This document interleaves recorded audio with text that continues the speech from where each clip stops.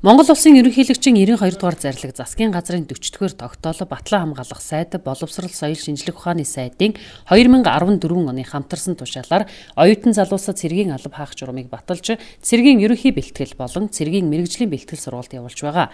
Энэ хөтөлбөрт 2014 онд 418 оюутан, 2015 онд 995 оюутан хамруулан бэлтгэжээ.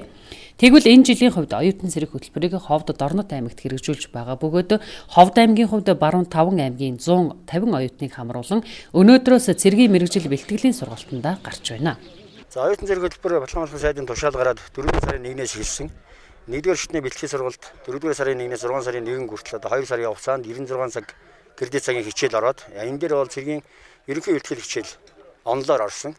Ховд сургууль дээр хичээллээд дуусгаад дөнгөө гаргаад шалгалтандаа тэнцсэн оюутнууд маань эргээд эрүүл мэндийн үзлэгээр ороод ингээд цэргийн албанд одоо явах олцоотой гэдэг нь батлагдаад өнөөдрөөс цэргийн мэргэжлийн бэлтгэл сургалтанд хамрагдахаар гарч байна. За нийтдээ одоо 150 оюутан гарна. Ховд, Увс, Баян-Улгийн, Завхан, Гавалтаа гэсэн 5 аймгийн одоо оюутнууд ирээд бүгд өнөөдөр одоо хувцаслаад цэргийн мэргэжлийн бэлтгэл сургалтанд гарч байна. Ховд аймгийн оюутан цэргүүд ийхүү хээрийн бэлтгэл сургалтад гарч байна. Энд Ховд аймгийн 100, Увс аймгийн 7, Завхан аймгийн 17, Гавалтаа аймгийн 18, Баян-Улгийн аймгийн 18 оюутан хамрагдаж ийхүү цэргийн эрдэмт суралцахаар гарлаа. Их сургуульд суралцах 4 жилийн хугацаанд цэргийн эрдэмт суралцаж алба хаана гэдэг тэдний хувьд төгсөөд төрийн албаны шалгалтанд орох, төрд орж ажиллахад чухал болж байгаа юм а. Оюутан цэрэг хөтөлбөр маань биднэрт маш их боломжийг олгож байгаа. Бид 4 жил сураад хөдөлмөрлөөд амьдрал дээр гараад яг ажиллаа хийх гэхээр мэдээж жилээр хаадаг шүү дээ тий. Тийм учраас 2 сарын хугацаанд маш амжилттайгаар оюутан цэрэгийг зохион байгуулна гэдэг нь надад маш их нэр төрийн хэрэг болж байгаа. Ер нь бол цэргийн алба бол эр хүний хаах ёстой алба шүү дээ. Энэ тал дээр тэглгүй ах уу?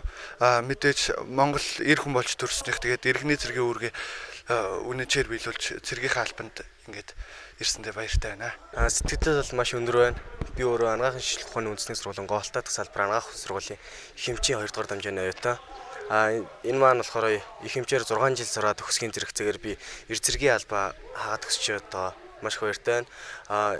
Бид нар маань одоо 6 жил сураад дахиад ардаа 1 жил алдна. Тийм учраас 1 жил цэргийн албыг хаахгүй бол бид бүхэн ч нөгөө төрийн албаа хаагч нөгөө ажилд ордог учраас энэ маань болохоор маш боломжтой байгаа. Энэ боломжийг ашиглаж чадсандаа бол мөн засгийн газраа шийдвэрлсэн энэ оюутан цэрэг хөтөлбөр байгаа. Тэгээд энэ дээр болохоор хамтран ажиллаж байгаа анагаахын шинжилгээ ухааны үндэсний сургуулийн Гавалтаа дахь салбар сургууль, Гавалтаа дахь цэргийн штаб, Ховд аймгийн цэргийн штабын хамталанд болохоор баяр талархснаа илэрхийлье. цэргийн эрдэмтдийг суралцах хэрэг хүнд вэ? Гайгүй. Эр хүний Монгол эр хүн болж төрсөн юм чинь ямар ч нөхцөл төсвөр хатуучлыг давж тоолох гэдэгт итгэлтэй байгаа. Оюутан цэрэг хөтөлбөр маань бидэнд маш их өндөр боломж олгож байгаа. Бидний сургуулиа төгсөхэд 4 жил суралцаж төгсөхэд бидэнд одоо төрийн албаны шалгалт өгөхөд маш их боломж олгож байгаа юм а. Оюутан цэргүүд 2 сарын хугацаанд цэргийн ерөнхий бэлтгэлийн 96 цагийн хичээлд суугаад өнөөдрөөс цэргийн мэргэжлийн сургалтанд гарч байгаа нэ. Энэ сургалт 8 дугаар сарын 15 хүртэл явагдаж эдгээр оюутнууд 2 сарын дараа цэргийн албанаас халагдах юм а.